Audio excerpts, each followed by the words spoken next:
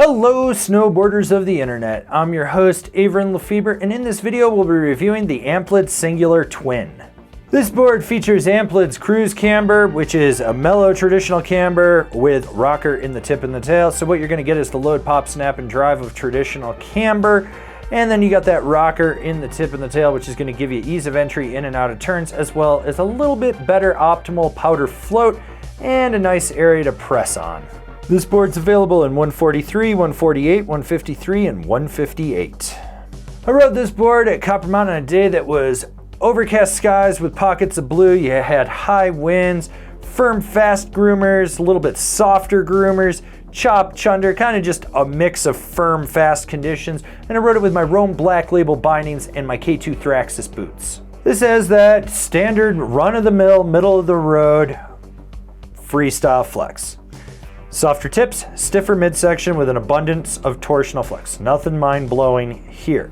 Now, one thing to note is at high speeds, the tips get a lot of flap in them, but the dampening agents in there with that Visco Damp 2.0 dissipate that kinetic energy so you don't really feel it underfoot, which is nice. It makes for a more stable ride. The only time you really feel anything is if you get into super rutted out terrain and get your body jarred. Then it just comes right up underfoot and you're taking it to your lower back.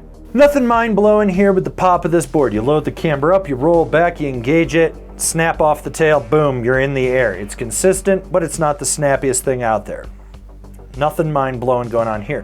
When it comes to jumps, the more you put in, the more you're gonna get out of it off the lip. So if you wanna boost, put more effort in. You don't wanna boost, don't. This board can handle every size of jump from small, medium, and large. You don't have to worry about it. It's consistent, but like I said, it's nothing mind-blowing when you actually pop with it. It just feels like a standard twin snowboard. So with that rocker in the nose and the tail, you got these sweet spots where you're gonna be able to butter with it. You wanna really press into it, go for it, just expect a little bit of rebound. It's gonna snap out, which is nice. That's what you want. You want that pop. So you pop a 180, you land on that nose, you press into it, it's gonna pop out, spin another 180, and you're on your way. It's not a board that you're gonna get a lot of fight out of, but there is a little bit in there. And when it comes to jibbing, speed is your friend here. It does have those nice sweet spots and it will lock in and get that pop out of the end of the feature, but you need to just have a little more speed. If you're going a little slow, your presses will be a little more soggy and you're gonna work for it. When you go sideways, the camber profile is just cambered enough that it caresses the rail without fully clapping out to the point where you're like, oh, I'm gonna die, but it's also not on there doing that balance board act. It just sort of ever so slightly cradles it and will let you slide it. The nice thing about carving on this board is it's fluid and smooth from edge to edge, and you've got power when you absolutely need it. You don't have to be on top of it to drive a carve, but when you do, you can really lay it over. Where it really excels though are those short, tight, quick carves and medium mellow carves. That's where you're gonna notice that it stands out. Setting up for a feature or just swooping around something, it's locked in, it feels dialed. When you really lay it over, that's when you notice that it's got the power to do it, but it's not something you want to do every time. Who's this board for? The freestyle guy that wants a well-balanced board. So one thing I'll say is that this actually felt a little bit softer than the regular Singular, which fine, whatever, I don't care.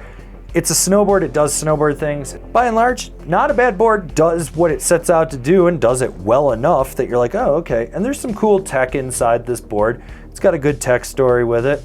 If you're looking for a twin that just kind of gets the job done, this isn't a bad option. Comparable boards, the Capita DOA, the Rome Agent, the Ride Zero. Binding recommendations, the Rome Katana, the Union Force, the Bent Metal Transfer.